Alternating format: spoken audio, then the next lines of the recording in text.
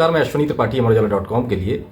UCC को लेकर तमाम विरोध के स्वर उठने लगे हैं। इसी बीच जमीयत उलेमा हिंद ने नैनीताल हाईकोर्ट में एक याचिका दायर करके यूसीसी के खिलाफ मुखालफत की है। इस मुद्दे पर हमारे साथ बात करने के लिए उत्तराखंड मदरसा चेयरमैन बोर्ड के अध्यक्ष मुफ्ती समूद कासमी जी हैं। इनसे बात करेंगे और जानेंगे कि आखिर ये बगावत, ये विरोध के स्वर क्यों उठ रहे हैं और इसका क्या समाज पर इफेक्ट होने वाला है। मुफ्ती साहब नमस्कार। यूसीसी को लेकर तमाम तरह की बातें हो रही हैं और इसी बीच में जमीयत उलेमा हिंद जो मुस्लिमों का प्रमुख संगठन है, उसने नैनीताल हाईकोर्ट में एक याचिका दायर की है और उसने इसका विरोध किया है। क्या है मामला, ये सारा विरोध क्यों हो रहा है और कितना जायज़ है? देखिए, पहले तो यूसीसी को समझने की ज़रूरत है कि यूसीसी क्या है। यूनिफॉर्म सिविल कोड ये हमारे संविधान के दफ़ा 44 की धारा के अंतर्गत पहले से इनक्लूड है कि एक ऐसा कानून होना चाहिए देश के अंदर जो सबको साथ लेकर के चले, जिसे माननीय प्रधानमंत्री श्री नरेंद्र मोदी जी ने एक सेकुलर कानून कहा लाल किले की प्राचीर से। और यहाँ 2025 में 27 जनवरी 2025 को माननीय मुख्यमंत्री श्री पुष्कर सिंह धामी जी ने उसे एक कानून की शक्ल दे करके लागू भी कर दिया है।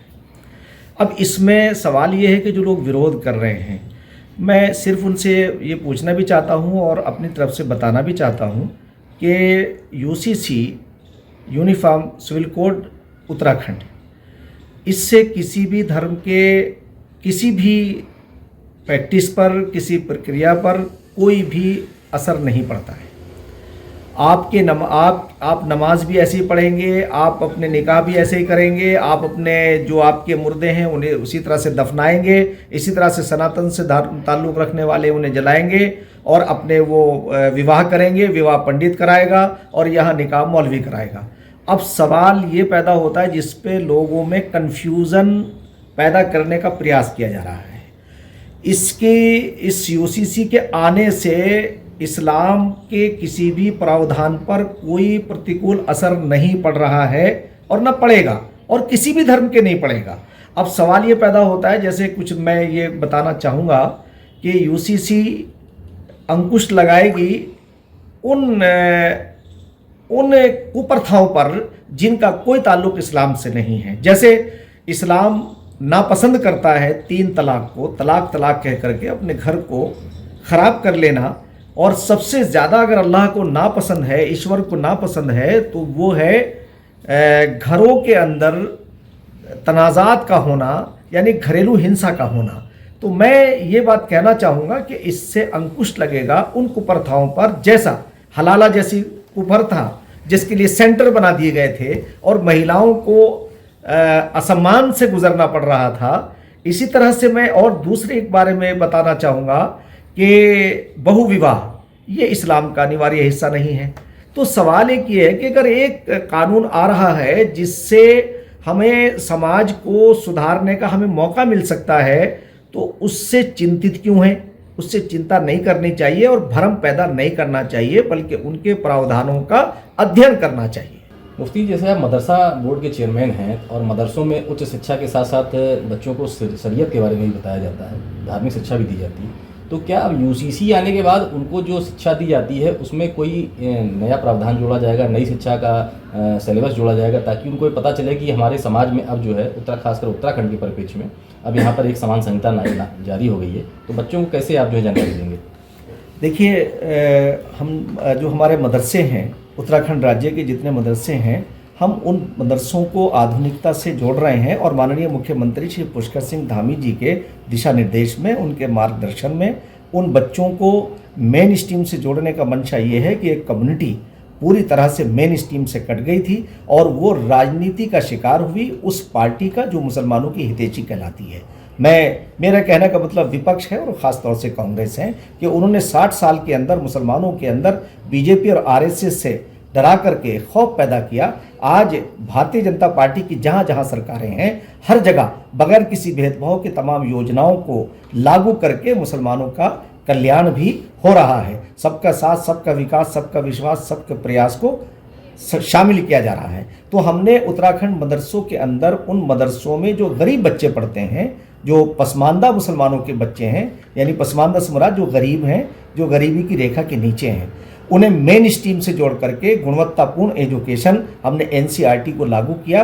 कल आने वाले समय में वो इंजीनियर बनेंगे, डॉक्टर बनेंगे, आईएएस और आईपीएस बनेंगे, उनका भी कल्याण होगा। और यही नहीं, हम उन्हें नैतिक एजुकेशन से हम जोड़ेंगे। हम जनसंख्या के बारे में भी बताएंगे कि जनसंख्या क्यों नियंत्रित होनी चाहिए। हम उन्हें 0 से 5 साल तक के बच्चों को क्यों नियमित टीकाकरण लगाना चाहिए, इसे भी हम इसमें भी अवेयर करेंगे। हम गाय के बारे में भी अवेयर करेंगे कि गाय के दूध से कुपोषण समाप्त हो जाता है। जिन माओं को दूध नहीं उतरता, अगर गाय का दूध पिलाया जाए तो उन बच्चों का कुपोषण से बच सकते हैं वो बच्चे जो देश के बच्चे हैं। तो इसलिए मैं आपसे ये कहूँगा कि गाय एक उपयोगी पशु है, उसके बारे में भी हम अवेयर करेंगे।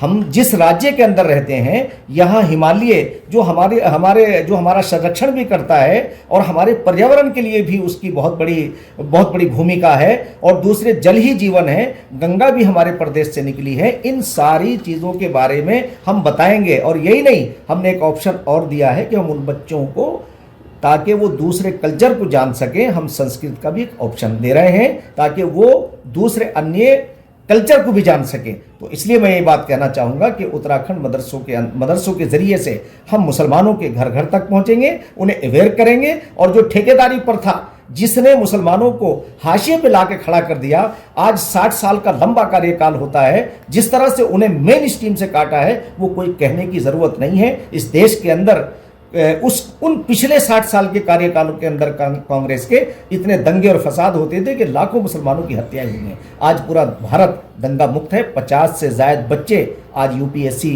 क्लियर कर रहे हैं, नीट क्लियर कर रहे हैं, इंजीनियर बन रहे हैं। मैं समझता हूं कि इस सरकार के अंदर बगैर किसी भेदभाव के उनका कल्याण हो रहा है और मुसलमानों को इसे समझने की ज़रूरत है। ये जो मुस्लिम धर्मगुरु हैं जो यूसीसी को लेकर काफ़ी चिंतित हैं, उन्हीं में से कुछ लोग जो हैं, कुछ संस्थाएं जो हैं हाईकोर्ट भी गई हैं, तो आखिर जब यूसीसी से कोई नुकसान नहीं है मुस्लिम समाज को, तो ये धर्मगुरु क्यों चिंतित हैं?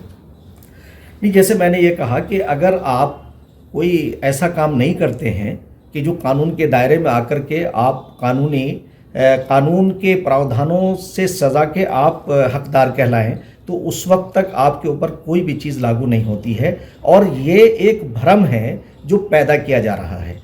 जो धर्मगुरु हैं, पहले तो मैं ये कहूँगा कि वो इसका अध्ययन करें, इसके स्टडी करें, और स्टडी करने के बाद मैं ये कह सकता हूँ कि वो लोग अपनी जो उनकी शंकाएं हैं वो ख़त्म हो जाएंगी। इसलिए कि उत्तराखंड सरकार ने इन तमाम चीज़ों को सामने रखते हुए और अपने आचरण के अनुरूप माननीय मुख्यमंत्री शिव पुष्कर सिंह धामी जी ने इस ड्राफ्ट को तैयार करा करके काबिल लोगों से, जितने इसमें लोग हैं वो कोई भी ऐसा नहीं है जो जानकारी न रखता हो। अपने धर्म के साथ अन्य धर्मों की भी जानकारी उन्हें बहुत व्यापक तौर से हासिल थी। तो मैं ये बात कहना चाहूँगा कि उन धर्मगुरुओं से कि पहले इसके प्रावधान पर आकर के आप बैठ के बात कर लें। और मैं खुली हुई बात ये कहना चाहता हूँ कि सरकार किसी के भी अहित में नहीं है। ये यहाँ की जनता के लिए, प्रदेश के लोगों के लिए एक अच्छा कानून साबित होगा। और हमारे परिवारों के अंदर जो परिवार टूट रहे थे, वो परिवार टूटने से बच जाएंगे और कुप्रथाओं पर अंकुश लगेगा। मुफ्ती साहब, ये जो नया यूसीसी कानून आया है उत्तराखंड में, जिसके खिलाफ हाईकोर्ट में याचिका भी दायर की है, तो क्या इस्लाम से कोई इनका टकराव हो रहा है विचारों को लेकर? तो क्या सारा मसला क्या है? नहीं, मैं ये समझता हूँ कि इस्लाम का किसी भी यूसीसी के प्रावधान से टकराव नहीं है। यूसीसी समाज के अंदर सिमिलरिटी लाएगा, राष्ट्रीय एकता और अखंडता मजबूत होगी, और जो हमारे छोटे मोटे मतभेद होते हैं वो ख़त्म हो जाएंगे। इसका जो एक बहुत खूबसूरत पहलू ये है कि अगर आप इसे ऐसे समझ सकते हैं कि जैसे 302 मर्डर की धारा के अंतर्गत आता है, 307 अटेम्प्ट टू मर्डर है। अगर आप किसी का मर्डर नहीं करेंगे तो आपको उम्र कैद नहीं होगी, आप जेल में नहीं जाएंगे। आप किसी के ऊपर हमला नहीं करेंगे तो 307 आप पर नहीं लगेगी। कानून बनने का मतलब ये होता है कि समाज के अंदर एक डर पैदा हो और डिसिप्लिन आए। तो इसके आने से डिसिप्लिन कायम होगा, तलाक़ें कम होंगी, विच्छेद कम होंगे, परिवारों के अंदर एक रूपता आएगी। मैं समझता हूं कि इससे देश की एकता और अखंडता मजबूत होगी। ये थे उत्तराखंड मदरसा एजुकेशन बोर्ड के अध्यक्ष मुफ्ती समून कासमी जी, जिन्होंने यूसीसी को लेकर अपनी राय रखी और उन्होंने उसके समाज पर पड़ने वाले व्यापक असर को बताया। विस्तृत खबरों के लिए पढ़ते रहिए अमर उजाला। अमर उजाला जीवांजलि के सारथी की मदद लें और महाकुंभ में स्नान जरूर करें।